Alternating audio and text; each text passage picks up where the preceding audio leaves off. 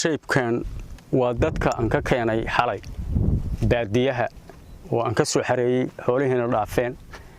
waa ninka muuqaalkiisa arkaysid waxa nolol u ahaa oo wuxuu laga ugu dambeysay neef geel caana laga dhijiyo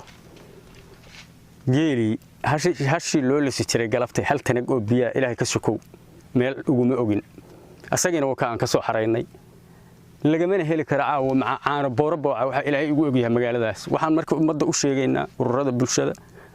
dadka noocaas oo tira badan ayaa 24 saac oo la soo dhaafay ku soo xareynay deegaanka shakaal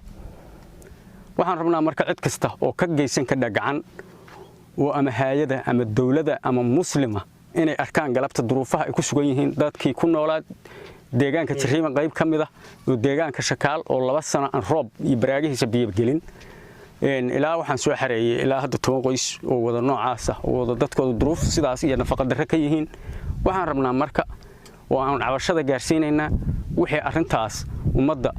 wakiilka ah degmada haday tahay dawladda Puntland haday tahay hay'adaha samafalka haday tahay waxaan rabnaa arinta in wax nala ka soo gaaro nala kana gacan qabto arrimaha noocaas oo qofkii qoyskii tobnaado ilaa hamay hore aan soo xareeyo dadka xoolihiina way dhaafeen oo caq iyo biyo la'aan baa dhaafisay noloshiisina sidaanay ku sugantaa. Assalaamu calaykum warahmatullaahi wabarakaatuh.